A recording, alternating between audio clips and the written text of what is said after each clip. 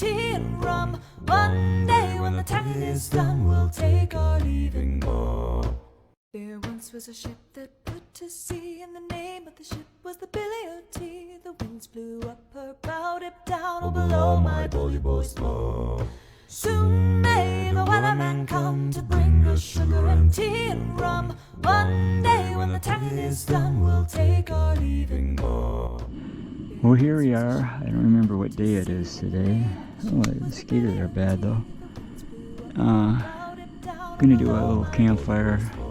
We're gonna go out later and go on, I think, Squagama and do some drone footage. It's a nice clear day. Looks like it's a nice clear day. It's actually not windy. Very, very calm. Very, very gentle. Look at the slight breeze here. So hopefully, I'm heating up a little coffee or water to do some coffee. I got the coffee grounds in there, and I'm not gonna let it get as hot as last time because I burnt my hand on the handle, and then I used the bag for the utensils, and it melted onto the handle. So I don't want to do that again. So I'll just wait till it starts a little boil, and I'll just turn it off and then let it cool a bit, and then put it in the coffee and then put the sugar. Because last time it just caught me by surprise. I was fooling with the fire, and by the time I got done with the fire, the thing was just roiling boil, real hot. So we'll see how this works today. I was talking about the experience that I had with a situation where Leo and I, we were friends for several years, and he lived in Sacramento and I'm here in Minnesota. And what happened is I was looking for, I had gotten a divorce at some point, and I didn't have anybody, and I was looking for somebody to love me and so on. And so I was reaching out on Match.com, and I found this nice girl that was like from Utah, Salt Lake City, Utah, and she was a business person. She had a sort of a business doing, I don't know what kind of construction of some sort. I don't know what that was, but anyway, it came near Thanksgiving, and we were getting along pretty well, and I liked her. I thought she was a nice person, and so I sent her the money for plane tickets to come fly to Minneapolis and St. Paul for Thanksgiving. And so when the time came, she flew to St. Paul, and I went down to meet her, but I didn't know what she'd be wearing.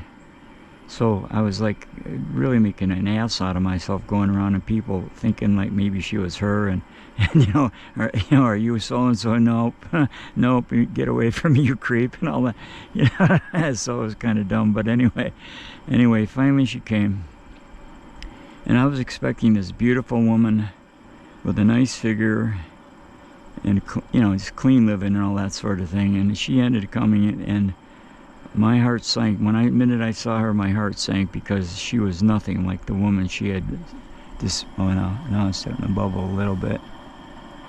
So it must be getting pretty hot. Anyway, she was not the woman that she showed me in the picture, not even by a long shot. I mean, it was like she was actually more of a crack hoe, if you know what I mean. Just really rotten teeth and kind of a vacant look in her face, and just like she had been doing a lot of hard living. She had a real hard face, like she'd been doing a lot of hard living. And I was shocked. I literally just shocked, because I thought, man, why would she do that? I don't know. So now it's getting hotter. So maybe I should just turn it off now. I'll let it get a little hotter and then let it cool off. It's got to be hot enough to do the coffee and let it steep for a while.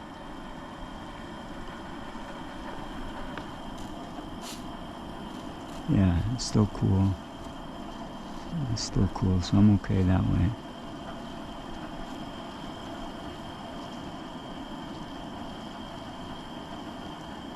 Yeah, maybe I'll turn it off, see if that works. Yeah, it's good. Okay. So I'll just pour that in the cup.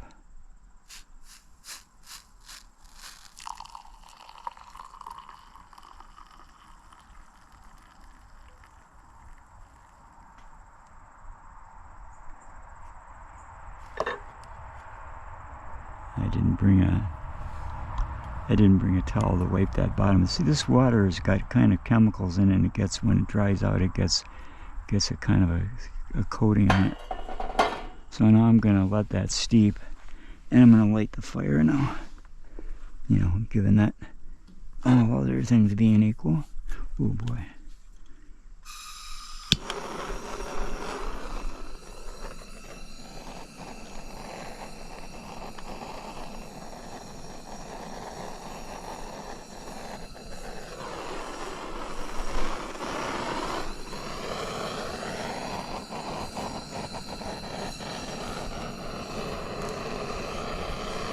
I think that should give it a start.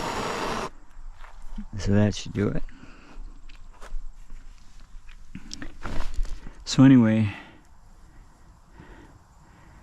what we had, she came there, she had these great big huge suitcases in the, they got the baggage claim, and I brought her up to the parking lot with those. Oh, they were very, very, very heavy, like she brought everything she owned. I mean, these things were probably weighed 90 pounds. I don't know how much. They were huge. I mean, I could hardly get them in the trunk. And that's gonna go pretty well, I think.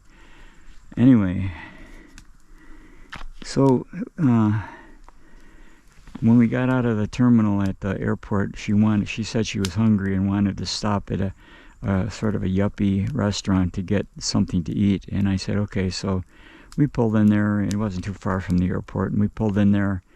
And she ordered what she wanted, and it was a whole bunch of stuff. She ordered like maybe 10 things or something. And I'm like, man, are you going to eat all that, you know? And but really, all she did is just have a bite of this and a dab of that, and she didn't eat much at all, really. And of course, by the time we got done with that, I mean, I'm telling you what, I was thoroughly discouraged. The more I looked at her, the more she had bad teeth, really bad teeth, and you know, this kind of glazed look in her eye, and just like it's kind of a sleazeball, man. So what happened to me then, I was just absolutely discouraged. We drove home, you know, 150 miles from the Twin Cities back up to my place in Palisade, and that fire is going pretty good. It's not the wood though, it's just all that kerosene. But anyway, we got back up to Aiken. She slept most of the way, and just odd, I don't know. So, and I was, you know, and then she was another thing. She was like kind of cozying up to me, and I didn't really want to have any part of this person. You know, I was like really turned off, and I was also mad because I thought she deceived me. You know, the picture was nothing like I guarantee you, nothing like what she looked like, and certainly wasn't expecting a crack hole, you know, to come in my house. And for Thanksgiving, I mean, like, yeah, perfect, you know. I mean, I'm trying to find somebody to love, and I got a crack hole to worry about. All right, I'm going to put some sugar in here. Well, anyway, we got up to Aiken, and I just put a big spoonful of this in here. I got up to Aiken, and she said she wanted to get a turkey. And so we went into the local grocery store. There we go, nice sugar budge. We went to the local grocery store, and I'll better stir that now. Went in the local grocery store, and she didn't want any turkey. She wanted a fresh turkey, not a frozen one. Oh boy, that's really hot here. Man, it is. Oof. Nothing like a daytime campfire that burns your socks off. Yeah, oh my God, that's going good. Mother, don't come near me, bud. Boy, that's hot. I didn't expect it to be that hot. Anyway, we got up to there in Aiken there, and she would not accept a regular frozen turkey. She had to have fresh. And so she's up slathered on the meat counter with the lady doing the meat, you know, at the meat counter. and slathering her leg over the counter and talking dirty to her, and oh man, I was so embarrassed. And then, oh, and to top it off, then you go to the bacon area to get bacon, and she's like looking at the bacon, and she's like, that ain't crap, and she throw the bacon, a package across the floor, under tables and down the aisle and all that, and she's like really just disgustingly, I mean, what do you call crude? I mean, really crude. I mean, that's mean. That was just absolute mean. I don't know what the hell is she doing, what she was doing.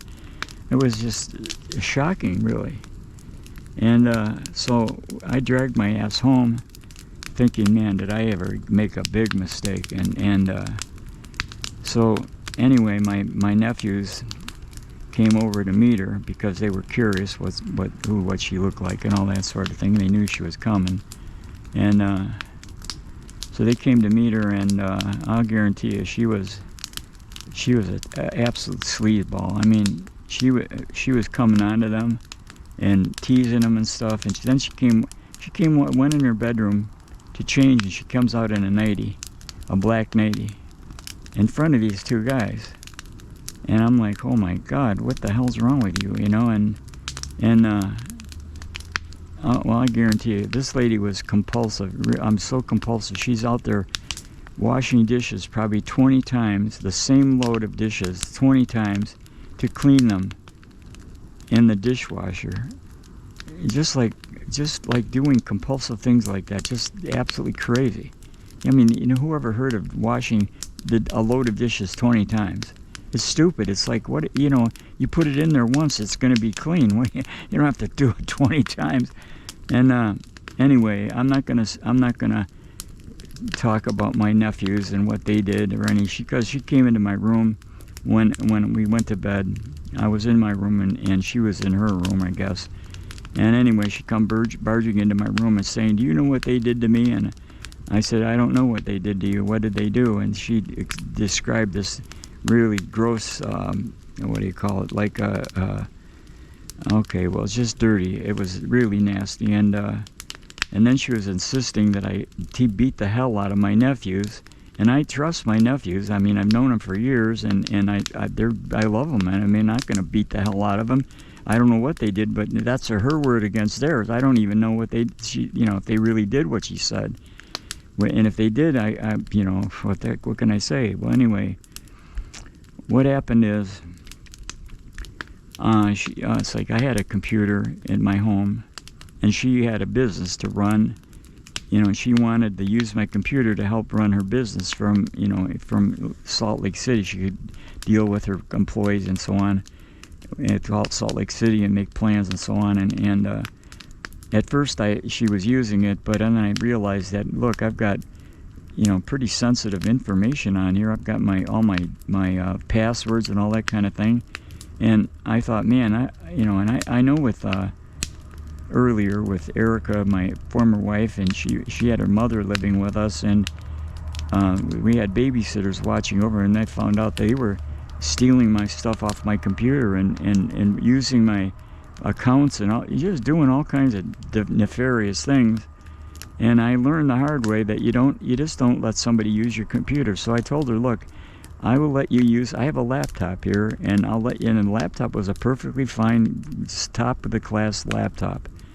And I said, well, I'll let you use the laptop. And it didn't have an internet card installed on it, but I installed the internet card for her. It's a couple $100 for that card.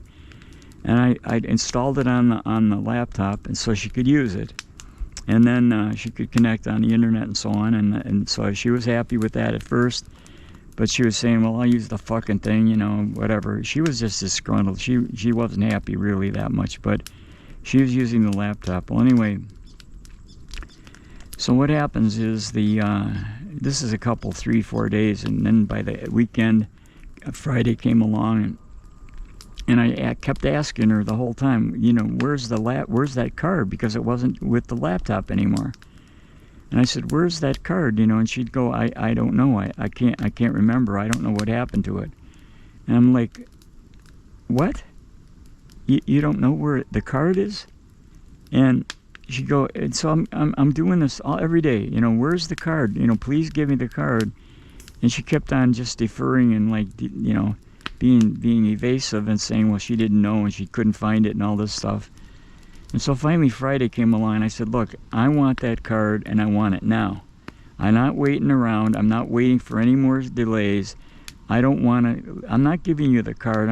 This is not your card. This is not your computer. And I need that card and I want it back. And if I don't get it back, I'm calling the sheriff to make a complaint against you. And so what she did then, when I told her that I was going to call the sheriff, she really needed me so as hard with all her might. She needed me, trying to knee me in the nuts. But what she ended up doing, I kind of turned a little bit when she did that, and it hit my thigh instead of my, where she wanted to go. And it hurt. I'm not kidding. It almost knocked me to my knees. It really hurt. And then I said, okay, I've had enough. And I went right in my bedroom and I said, I'm calling the sheriff right now. And I was in the bedroom with a cell phone. And so she's out in the kitchen, and she comes running into my room, and she's going, I've got to rid the world of people like you. The world doesn't need people like you. You're an asshole. And she takes out this big, long, serrated steak knife that was in the drawer. I had a set of them in this drawer. She took out the serrated steak knife. It was probably 1.25 inches in width and about 9 inches long. The blade, 9 inches long. And she comes up to me and just stabs, just like psycho, stabs me right in the chest, full blast. And I heard the blade, bumping my bones like that, like when it went in. And I looked down and I said, what the fuck are you doing? What the hell? And I mean, blood is spurting out my chest all over the place. And I'm like, holy shit. So luckily I had my jacket on. And I ran out, and I had my keys in my pocket of my jacket. So I ran out to the car, jumped in the car. I tried to jump in the car, but she was right behind me, chasing me. Said, I'm going to kill you, you motherfucker. And so we get out to the car. And I had to fight her off. I had to wrestle the knife out of her hands. And I grabbed the knife, threw it on the seat of the car, and then I grabbed her and shoved her with all my might. I had, even though I had been stabbed and lost a lot of blood already, I was weak, but I had enough strength. I mustered every bit of strength I could and just shoved her back on her ass down in the snow on the ground. And she fell on her ass, and then she started pretending. When I started backing up with the car, I got in the car then and started backing up, and she was pretending, feigning that she was like, her hand was stuck in the door, like going along as I'm backing up, like she's stuck. And I realized finally that she wasn't stuck, and then I just backed up and got the hell out of there. And I'm not kidding you, man. I was going like 100 miles an hour to Aiken. And I just went as fast as I could. It was evening, and it was like real dark. And I'm right outside of Aiken, and I got stopped by the highway patrol. And the officer said, hey, son, what are you doing going so fast? What's the hurry? What are you going so fast for? And I said, officer, I've been stabbed. And he pulled my jacket back and saw the blood coming out of my chest, and it was running down my chest, my clothes, but at this time now it was all, I don't know how to explain it, it's all frothy, it looked bubbly, like it had a lot of bubbles in it.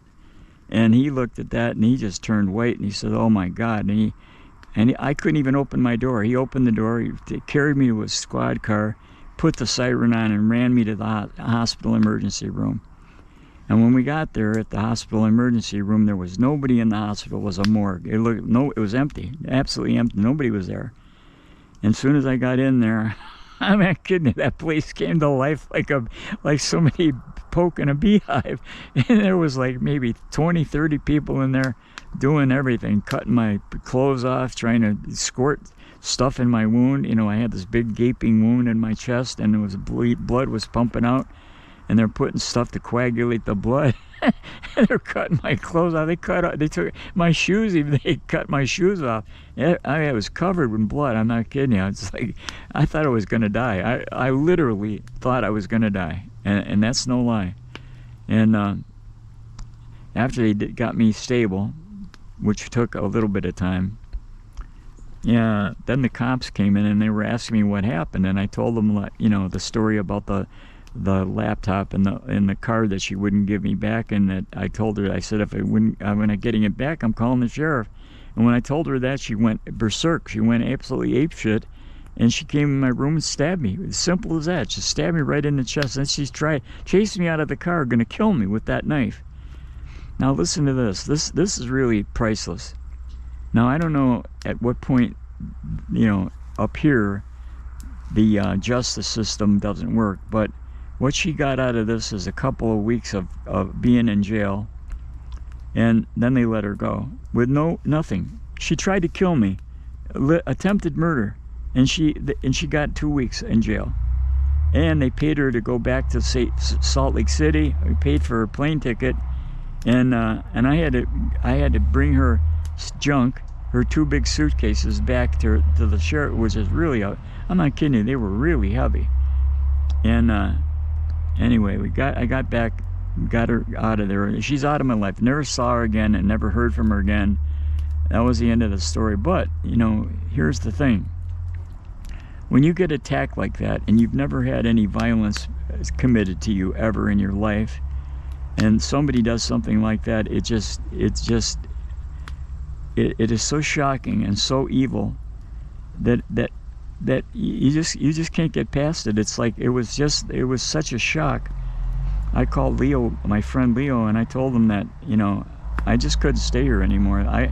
When I got back to that place, there was like the cops had a struggle with her, and there were chairs tipped over. All the stuff on the table was on the floor. There was mud all over the floor from them, their wet feet coming in there with their boots on and stuff, and there were skid marks all over the blood and the mud and all that. And I had to clean my own blood up. And I'll tell you what, when you do that, and it makes you just about vomit. It's just so intensely horrible. And I don't know if you've ever had any experience with something really tragic like that. I've had tragedy in my life, several times, but it wasn't me. One time my sister Carol fell in a fire that my dad had started at our cabin. There was like a bunch of outbuildings he wanted to burn up, and they were all made out of logs too. He had a log cabin there, and he took all the logs and put them in this great big pit. It was actually the old what do you call it, root cellar had collapsed. It was a big root cellar there, and it had collapsed, and that's what he used for the fire pit. And so he put all these logs in there and started burning them, and then he went out fishing with his wife and my mom, my ex-mom, my stepmom. And they went out fishing, and anyway, Carol and I were playing by the fire, playing Indians, like we were putting sticks in the fire, and then running around like Indians, like 4th of July, like swinging them in circles and making smoke trails and all that stuff. And all of a sudden I'm doing that on the other side of the yard and running, and all of a sudden I hear this terrible screaming. I mean, just absolutely horrendous. And Carol had fallen in that fire, and she was kind of crippled too. So she fell in the fire right on her stomach and her hands and knees. And I saw her and screaming and all that, and I ran over there as fast as I could. I ran over there, as like heart beating and crazed, because I love my sister. She's gonna die in that fucking fire. And I ran over there. The only thing I could do, because my mom was from Australia, and she always taught me that you can pick up hot coals in a fire with your bare hands, as long as you don't hesitate. Like if you pick up a coal, it's like it comes flying out of the fire and lands on a carpet or something. You could pick it up and throw it back in the fire, and it won't burn you. So I jumped in that fire with both feet and pulled my sister out by the hair and yanked her out of that fire. When I saw her clothes were on fire and her skin was falling, oh my God, it was like it was a horror show. It was, the skin was all blistered on her arms and her face. She had it on her face, her arms, her hands, her belly, and all her clothes were burnt. And I'm not kidding you, man. When you have something like... Well, this is a continuation of my story about how Leo and I got together. Anyway, I was saying, how traumatic it was to have that happen to me with that girl. anyway, she went back to Salt Lake City, the Air Sheriff's Office Center back there, and I called Leo, and we talked for a couple of weeks. So what are we going to do? Because I just didn't want to live here anymore. I didn't want to stay anymore in Minnesota. I wanted to go find somewhere where there was some person in this world that I could love, or could love me and I could love too. And I didn't know if I could find anyone here after that experience. So I decided to go with Leo on we always wanted to go sailing, but you know, you just can't up and go do that ever. But anyway, we went all the way down to Florida. We found a sailboat. It was a Cal 256. That's a racing sailboat, and it's a 56-foot sailboat, and we found it in Florida down at Port St. Lucie. And so we flew down there and met the guy that was selling it. We made arrangements to buy the boat, and we made a lot of mistakes there. But anyway, we the idea was we were going to sail all the way to Colombia, South America, and go to Cartagena. That was our goal, our original goal. Oh boy, these flies are doing it on my leg. So that's how we ended up going down there, but just on a whim, I guess. But you know, the other part of the story is the trip itself, the dangers that we faced, the joys that we had, the experiences we had, and so forth. And there's a big long story to that, and I'll have to continue that another day. So for now, I'm just sitting by the fire. I'm drinking my coffee. I don't know if you can see that. What's cool about coffee, when you do it, you just put the grounds in there in the water, and in the hot water, and it does mix coffee, but you have to let it cool a little bit before you drink it, because then if you cool it, all the grounds drop to the bottom like magic. And so when you drink the coffee, there's no grounds in the coffee. It's really amazing. I never knew that. I always thought you had to, you had to, have a coffee pot with a percolator that, to strain out the coffee grounds, but you don't need that. All you need is a cup and water, and it automatically strains itself. It's kind of funny, actually. Well, all that trouble they go to for that, but people don't know that, though. I didn't know that. I didn't think that would be possible to do, but it does work. Some of the little tricks you learn about camping, I guess. This place is getting to be a kind of a mess here, because I was out here the other night, and I tried to do this the other night too, and it didn't come out very well. And what happened is I started the camera in my hands, and so when I put it on my head, the camera's got like a headband. I put it on my head, and so the whole thing was upside down. It was like, it just was annoying, like stupid, like, it didn't look right. So I wasted a lot of time and effort doing that. Now this is my starter, my good starter. This is really good. I don't know what to put that. Okay, right there. That's good. Yeah. But now the fire's dying down, and I'll probably go for a couple more hours yet. But I don't have time, because we're going to go I got time a little bit. I mean, we're going to do drone footage, so maybe I can talk a little bit more about the trip. The guy that we bought the boat from, his name was Gary, and he was a car dealer from Canada. He was pretty rich, and we learned this quite later. I don't know when it was. Maybe by the time we got down to Nassau, we went from Port St. Lucie all the way down to Nassau with him. And he agreed to teach us how to sail and what are some of the tricks that he knew about sailing. But really, he was a total amateur. He really honestly didn't know that much. We even also bought another sailboat from him. It was called Blondie. It was about a 16-foot sailboat that we put up on the davits on the trucks. These are all logging trucks. I don't know, they're making, oh boy. Yeah, blast it out, buddy. Nothing like noise pollution. Yeah, hurry up and get away. Well, anyway, Gary was no sailor. He didn't know much about anything. He pretended he knew. Like he had a shortwave radio on the boat, and he told us, like that would be a lifesaver if you ever had an accident or something. Like you could get help. The damn thing, to be honest with you, was broken. It didn't work. There was no way you couldn't even. I mean, the thing, it would fry a lightning bug. But the antenna was hot, but the thing didn't work, and it was worthless. It was absolutely worthless, and we didn't know that until we got away from there. And where the mistake we made was really, we went down there to buy the boat, and we didn't know the protocol of buying boats or any of that stuff. So, but the thing is, normally what somebody does when they buy a big expensive thing like that is they hire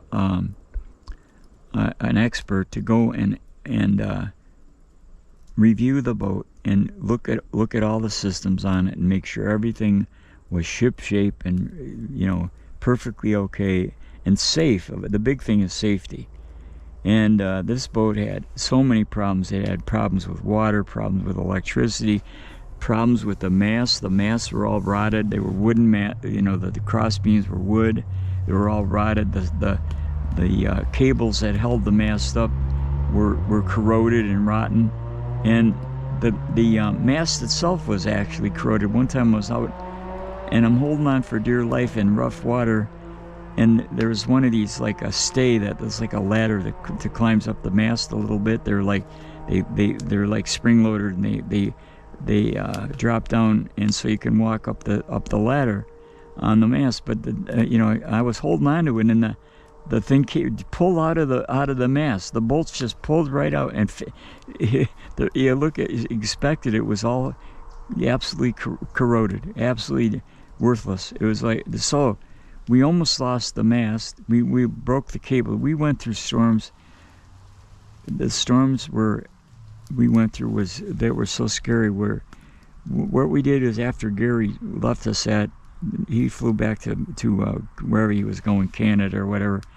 And we were left then now at Nassau to head now. This is our first solo sailing. We sailed down to Georgetown. In Georgetown, there's a big thing down there, at a big party that we were going to. It was like there are 400 boats that go there, and it's every year it's held, and it's down, and it's a big party. The whole time you're there, it's party time.